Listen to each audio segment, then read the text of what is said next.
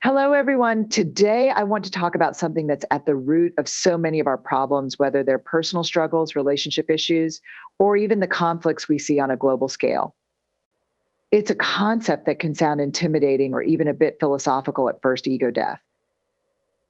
But what if I told you that letting go of our egos experiencing this so called ego death might just be the key to saving the world? Before we dive in, let me clarify something. When I say ego, I'm not talking about self esteem or a healthy sense of self worth. I'm talking about that part of us that is driven by fear, that voice inside that says, you need to prove yourself, you need to be right, you need to be better. It's the voice that convinces us to prioritize looking strong over being vulnerable and being right over being connected. The ego is often portrayed as a barrier between our true selves and the world around us, a kind of psychological armor we wear to protect our innermost vulnerabilities.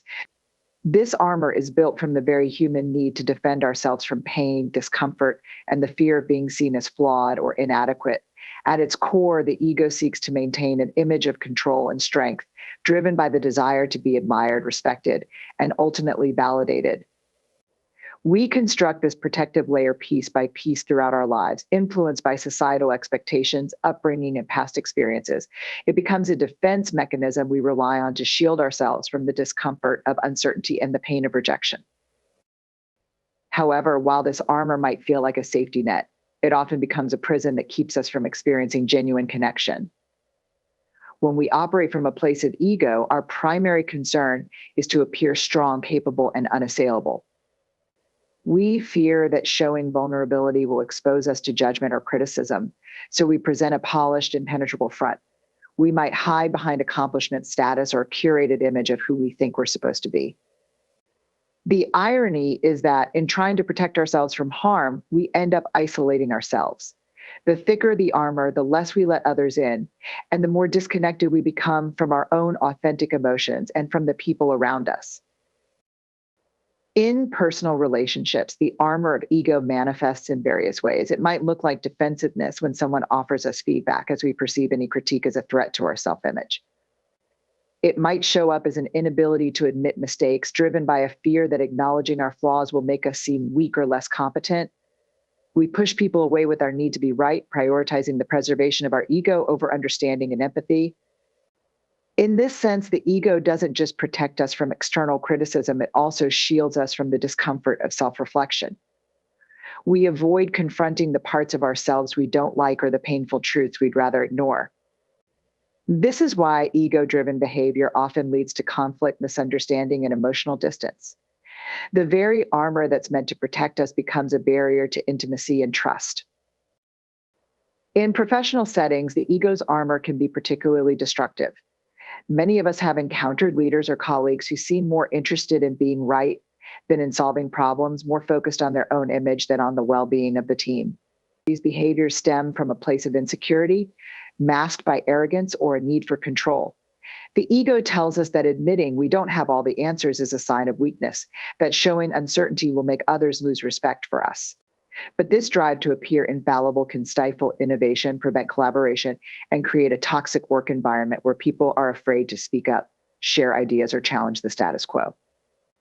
It's a paradox. The more we try to appear strong and in control, the less effective and connected we become as leaders, coworkers, and human beings. The armor of the ego also shows up in broader societal contexts. When we look at the divisiveness in our current social and political climate, much of it can be traced back to this very human tendency to cling to our perspectives and identities as if they were armor. We align ourselves with ideologies, beliefs, and groups that reinforce our sense of self and create an us versus them mentality. Our egos become invested in being right and in proving others wrong. In debates and discussions, we listen not to understand, but to respond, often with the goal of defending our own position rather than seeking common ground. We build walls of certainty around our beliefs because questioning them feels too threatening.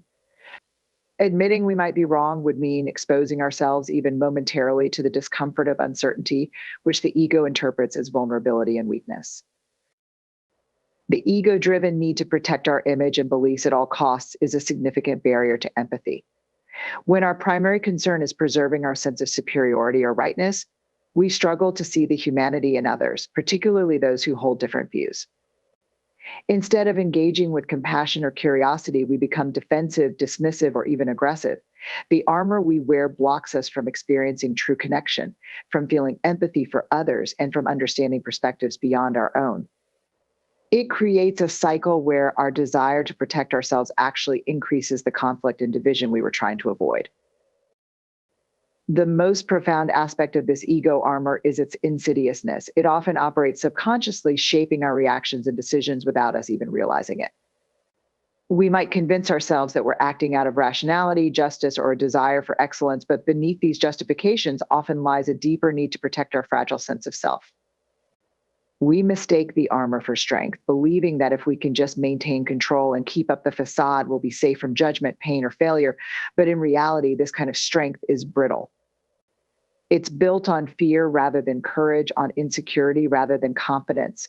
True strength comes from the willingness to take off the armor, to show up as our full, authentic selves, and to embrace the vulnerability that comes with it.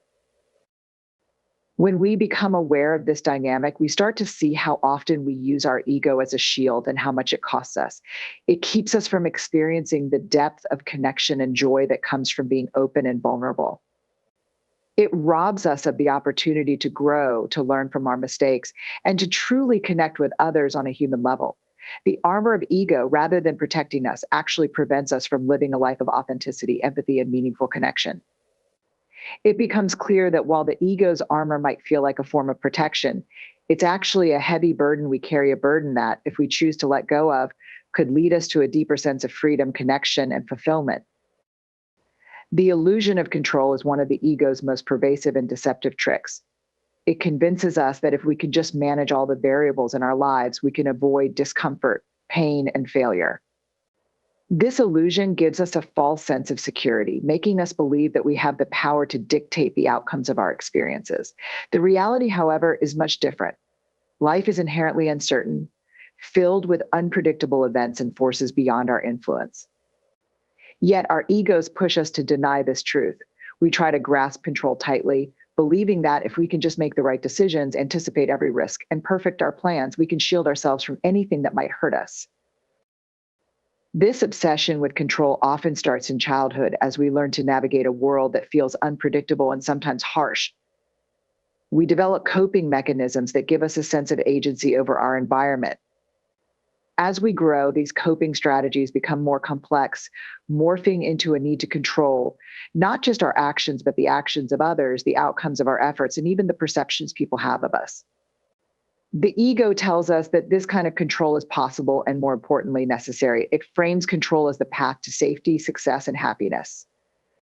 We become invested in this narrative, believing that our worth and our well-being are tied to our ability to manage and direct our lives meticulously. However, this need for control can become a significant source of stress and anxiety. When we try to control every aspect of our lives, we place immense pressure on ourselves to make perfect decisions and to foresee every possible outcome. The weight of this responsibility is overwhelming as it demands constant vigilance. We end up in a perpetual state of hyper-awareness, scanning for potential threats, pitfalls, or disruptions to our carefully constructed plans. The irony is that the more we try to control, the more we realize how little control we actually have. We can't predict the future. We can't control other people's behaviors, and we certainly can't prevent every bad thing from happening. The gap between the control we desire and the control we actually have becomes a source of frustration and fear. In relationships, the illusion of control manifests in our attempts to manage how others perceive us, behave, or feel. We might find ourselves trying to control our partner's actions, subtly or not so subtly steering conversations, decisions, or behaviors to fit our preferences. We might do this out of a desire to avoid conflict or to create a sense of harmony, but it often has the opposite effect. People don't like to feel controlled, and attempts to dictate someone else's behavior can breed resentment, distance, and mistrust. Moreover, trying to control how others see us leads to inauthenticity. We curate a version of ourselves that we believe will be more likable, more acceptable, or more impressive, and in doing so, we lose touch with our genuine selves. This inauthenticity creates a barrier to true intimacy because real connection requires vulnerability and honesty, not a polished facade. In professional settings, the illusion of control can be particularly destructive. Leaders who operate under this illusion often create environments that stifle creativity and innovation. They might micromanage their teams, believing that the only way to ensure success is by controlling every detail. This approach can lead to a toxic work culture where employees feel disempowered and afraid to take risks. Instead of fostering an atmosphere of collaboration and trust, it fosters one of fear and rigidity. When people are constantly worried about making mistakes or deviating from a prescribed plan, they are less likely to offer new ideas or take initiative. The organization becomes stagnant, trapped in a cycle of trying to maintain control rather than adapting to new challenges or opportunities. The illusion of control also affects our relationship with time and productivity. Many of us have a deep-seated belief that if we can just plan well enough, organize efficiently, and stick to our schedules, we can control the flow of time and maximize our productivity. We buy planners, set reminders, and make to-do lists, all in the hope of squeezing more out of each day. While planning can be helpful, the ego-driven belief that we can control time sets us up for constant disappointment. Inevitably, things don't go as planned. Meetings run over, unexpected tasks arise, we get tired or distracted. When our carefully laid plans fall apart, we often feel a sense of failure or inadequacy, as though we didn't manage our time well enough or work hard enough.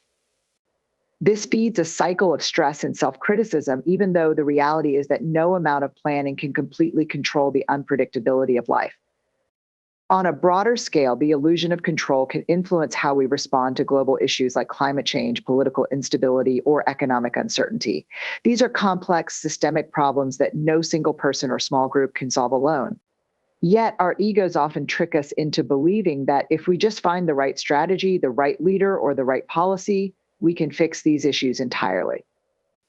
Vulnerability is often misunderstood. Many of us equate it with weakness or see it as a form of exposure to be avoided at all costs. We build walls around our emotions and put on masks to hide our true selves, believing that this will protect us from judgment, rejection, or pain. The ego, our psychological armor, tells us that being vulnerable is dangerous because it means opening ourselves up to the possibility of being hurt. It urges us to present a polished, controlled version of ourselves, one that appears strong, confident, and in control. But while this facade may give us a temporary sense of safety, it ultimately disconnects us from the very experiences and relationships that give life its meaning. Vulnerability at its core is about embracing uncertainty and emotional exposure. It's the willingness to show up fully without guarantees and to be seen for who we truly are. This means acknowledging our imperfections, our fears, and our insecurities. It involves admitting when we don't have all the answers, when we've made mistakes, or when we're struggling. This kind of openness can feel incredibly uncomfortable because it goes against our natural instincts to protect ourselves. Yet, paradoxically, vulnerability is not a sign of weakness. It is a profound act of courage. It takes far more strength to show up authentically with all our flaws and fears than to hide behind a mask of invincibility. In our personal lives, vulnerability is the foundation of deep, meaningful relationships. It's the bridge that allows us to connect with others on a genuine level. When we share our true selves, our fears, dreams, and struggles, we invite others to do the same.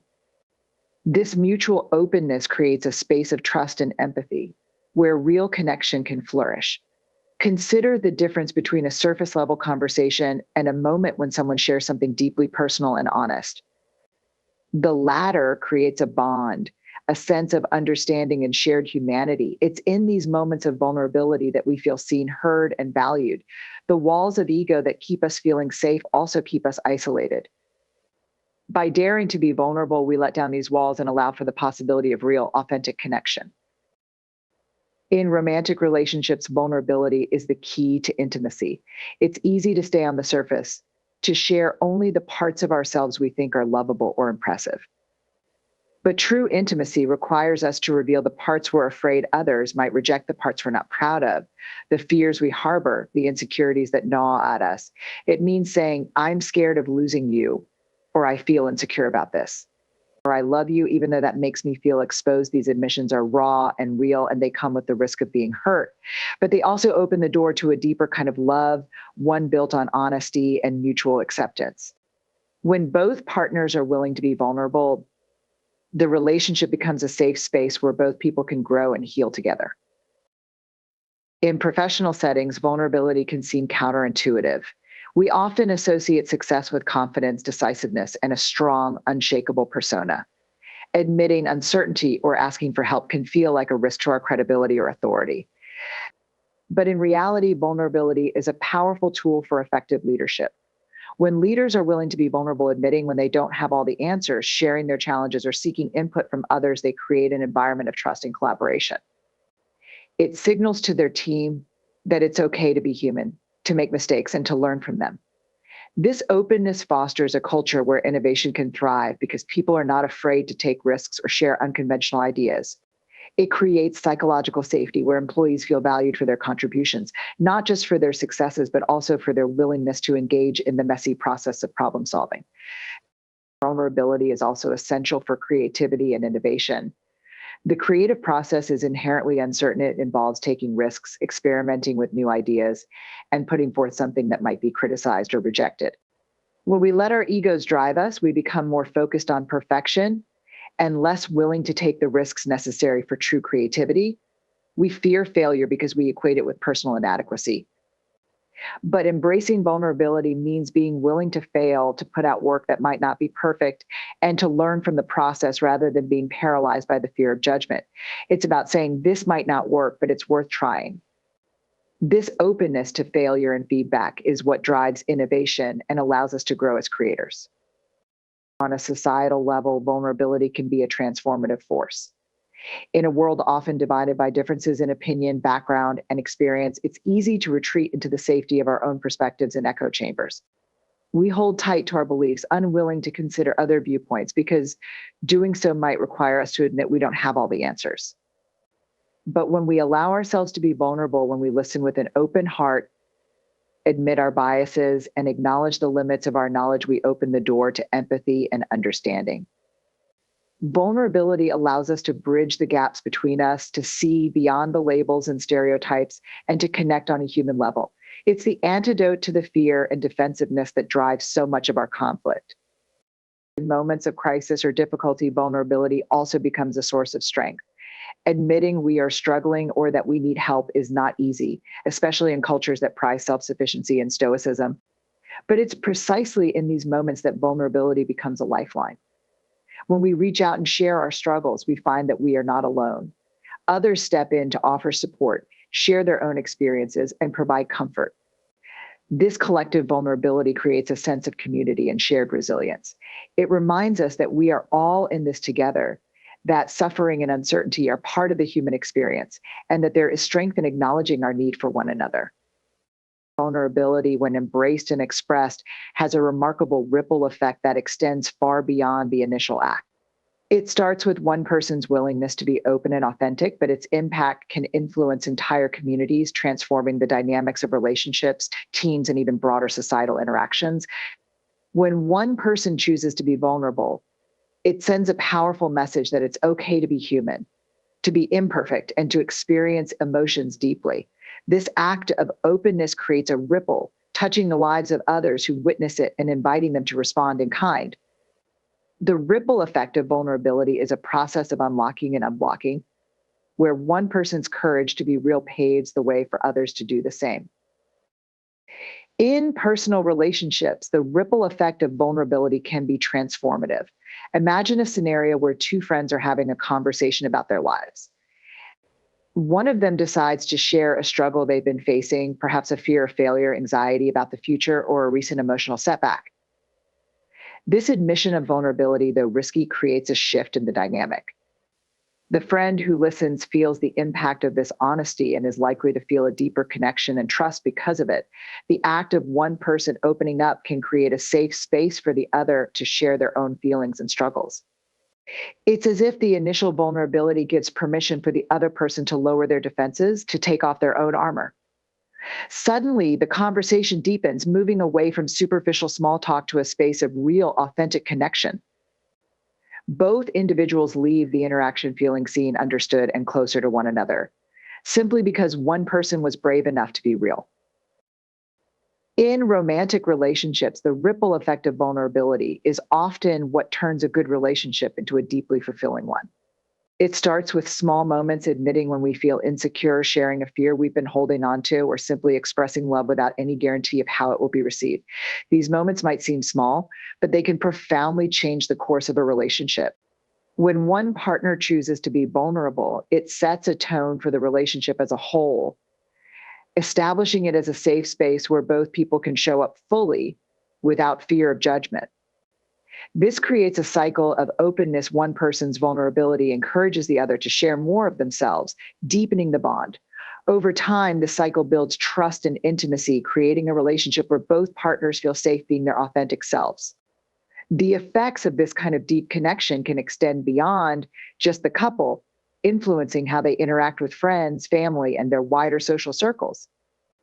Their vulnerability models a different way of being, showing others that relationships built on authenticity and openness are not only possible, but incredibly rewarding. The ripple effect of vulnerability is just as powerful in professional environments, where it can significantly alter workplace culture. In many workplaces, people feel pressured to present a certain image, capable, confident, and in control. Admitting to uncertainties, mistakes, or personal challenges can feel risky, as though it might undermine one's credibility or authority. However, when a leader or even a team member decides to be vulnerable, it can shift the entire culture. For instance, when a manager admits they made a mistake or acknowledges that they don't have all the answers, it sends a powerful message to the team. It shows that it's okay to be human and imperfect, which can alleviate the pressure that others feel to maintain a facade ability. This kind of vulnerability can be contagious as people see their leaders being open. They feel more comfortable sharing their own ideas, concerns, and even mistakes. This creates a culture of trust and collaboration where people are not afraid to take risks, admit when they need help, or offer honest feedback. The ripple effect of one person's vulnerability can lead to a more innovative, supportive, and resilient team dynamic. On a societal level, the ripple effect of vulnerability can be seen in movements for social change and advocacy. Many of the most powerful movements throughout history have been sparked by individuals willing to share their personal stories of struggle, pain, and injustice. When someone stands up and tells their truth, whether it's about discrimination, trauma, or any other deeply personal experience, it creates a ripple that can inspire others to come forward and share their stories as well. These shared experiences build empathy and understanding, fostering a sense of collective strength and solidarity. The vulnerability of one person can become a catalyst for broader social conversations, helping to break down stigma, challenge entrenched norms, and drive systemic change. It takes courage to be the first to speak out, but that courage can inspire countless others to find their voices, creating a wave of change that spreads far beyond the original act. In everyday interactions, the ripple effect of vulnerability can have unexpected yet profound impacts. Consider a moment when a stranger shows unexpected kindness or shares something personal, like admitting they're having a tough day. This small act of openness can affect how we feel and how we interact with others for the rest of the day. Perhaps it encourages us to be more compassionate, to offer a kind word to someone else, or to share something honest about ourselves in our next interaction. The initial act of vulnerability has a ripple effect, spreading kindness and connection in ways that we may never fully see or understand. Each time someone chooses vulnerability, it plants a seed, encouraging others to be a little more open, a little more empathetic, and a little more real in their own lives. Ultimately, the ripple effect of vulnerability is a powerful force because it taps into our shared humanity. Addressing global challenges requires a deep and fundamental shift in how we perceive ourselves, our societies, and our place in the world. The problems we face today, climate change, social inequality, political polarization, and public health crises are interconnected and complex, far beyond the scope of simple, one-dimensional solutions. Yet, much of our approach to these issues has been limited by individualism, short-term thinking, and the illusion of control. The ego often drives our responses, convincing us that we can solve these problems through power, dominance, or by imposing our will. However, this mindset has proven inadequate in the face of problems that transcend borders, cultures, and individual capacities. What is needed instead is a collective awakening rooted in humility, empathy, and a willingness to embrace vulnerability on a global scale. Climate change, for instance, is a pressing issue that demands an urgent, coordinated response. It is a crisis that no single country, corporation, or individual can solve alone.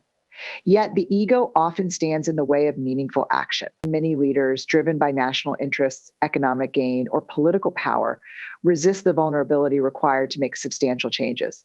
Acknowledging the full scale of the climate crisis means admitting that our current systems and ways of life are unsustainable. It requires us to confront the uncomfortable truth that our consumption habits, industrial practices, and reliance on fossil fuels are damaging the planet. This kind of admission challenges deeply held beliefs about progress, growth, and success.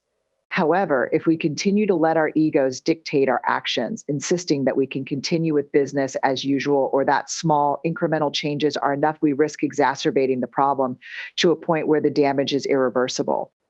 Instead, addressing climate change effectively requires global cooperation, shared vulnerability, and a willingness to admit that we do not have all the answers, but must be willing to take bold, uncertain steps together.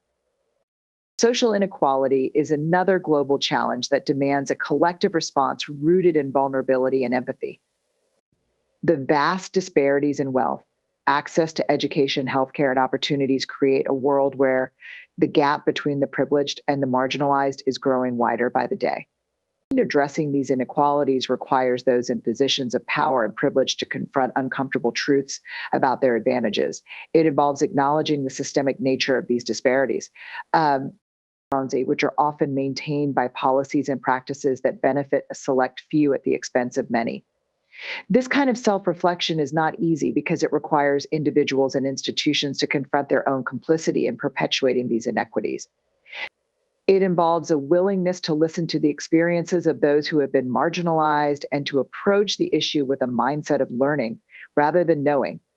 Vulnerability plays a crucial role here because it means setting aside the defensiveness that often arises when discussing privilege and instead approaching these conversations with an open heart and a desire to understand and make real changes.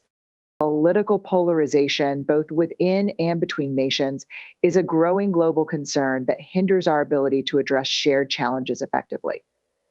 The ego thrives on division, feeding off the certainty that we are right and others are wrong. This mindset creates a barrier to meaningful dialogue as individuals and groups become entrenched in their beliefs, unwilling to consider alternative perspectives. The polarization we see today, fueled by social media echo chambers and divisive rhetoric, has created a landscape where compromise and collaboration are seen as weaknesses rather than strengths. To address this, we need to cultivate vulnerability on a societal level.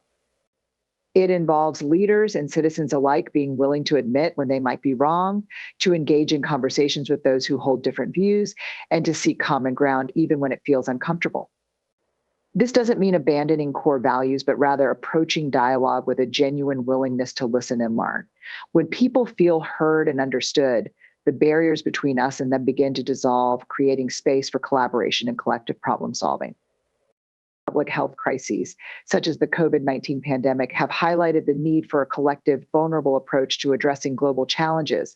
The pandemic laid bare the interconnectedness of our world, showing that a virus does not respect national borders or social divisions. In the face of such a crisis, many countries initially responded with ego-driven, isolationist strategies, prioritizing their own interests over global cooperation. However, it quickly became evident that addressing a pandemic effectively requires a collective response, sharing information, resources, and vaccines, and coordinating public health measures on an international scale. It also requires individuals to embrace vulnerability by acknowledging the limits of their knowledge, following public health guidelines, and making personal sacrifices for the greater good. The response to the pandemic has shown that when we let go of the need to control every outcome and instead approach the challenge with humility and a willingness to collaborate, we are more resilient and better equipped to handle such crises. The ripple effect of vulnerability in addressing global challenges is profound. When leaders admit the limitations of their policies and openly seek input from experts, activists, and communities, they model a different kind of leadership, one that prioritizes collective well-being over individual power. When citizens engage in discussions about climate change, social justice, or public health with an open mind, they contribute to a culture of empathy and shared responsibility.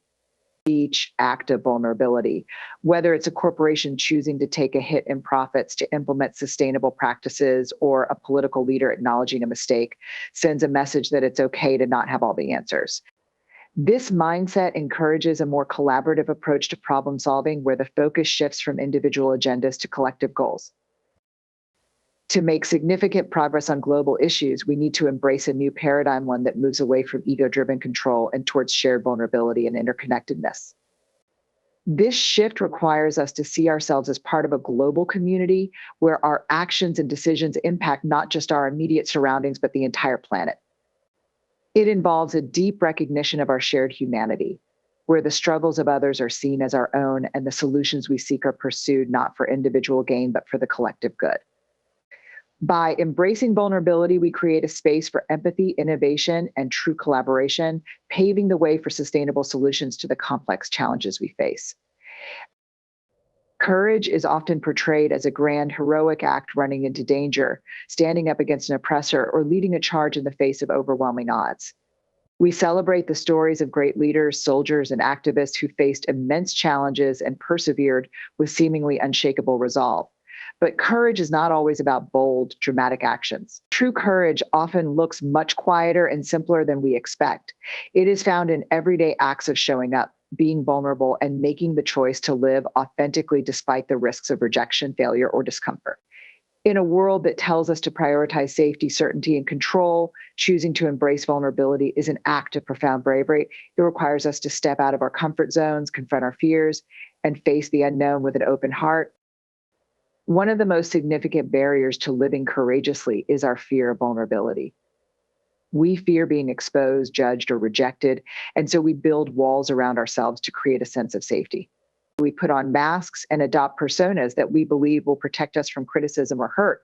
But these walls also keep us from connecting deeply with others and from experiencing life fully. The irony is that by trying to protect ourselves from pain, we also numb ourselves to joy, love, and connection. Courage, then, is not the absence of fear, but the willingness to move forward despite it. It is choosing to take off the mask and show up as we truly are, even when we feel exposed and uncertain. It is admitting that we don't have all the answers, that we need help, or that we made a mistake.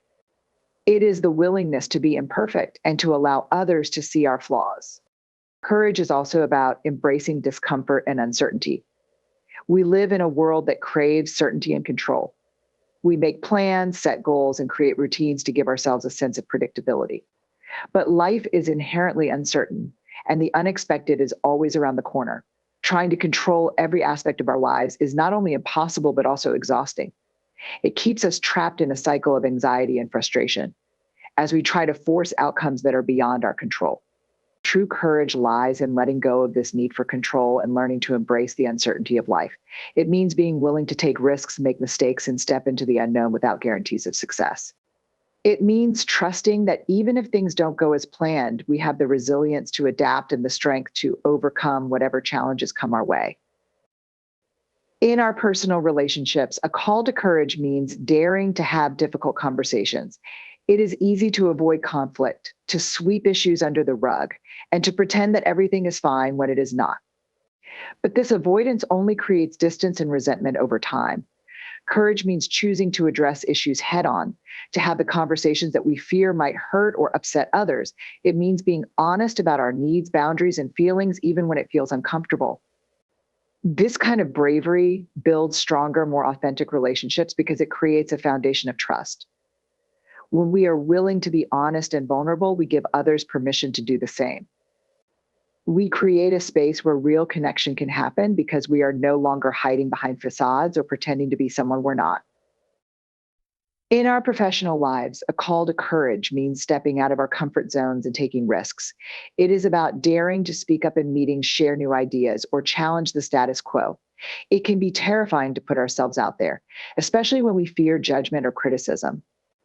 But this kind of bravery is what drives innovation and progress. When we dare to share our ideas, even if they are unconventional or unpopular, we open the door to new possibilities.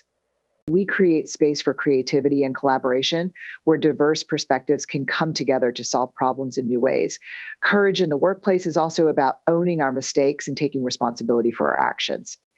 It is about admitting when we don't know something and asking for help when we need it. This kind of vulnerability creates a culture of learning and growth, where people feel safe to take risks and experiment without fear of failure. Courage is not just about big, visible acts. It is also found in the small, everyday choices we make. It is the decision to get out of bed and face the day when we feel overwhelmed by life's challenges. It is the act of reaching out to a friend when we feel lonely or offering support to someone else in need.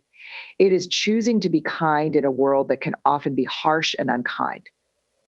These small acts of bravery may not make headlines, but they have a profound impact on our lives and the lives of those around us. They create ripples of compassion, empathy, and connection that spread far beyond the initial act. A call to courage is also about standing up for our values and beliefs, even when it is difficult. In a world where it can feel easier to stay silent or go along with the crowd, choosing to speak out for what we believe is right requires immense bravery.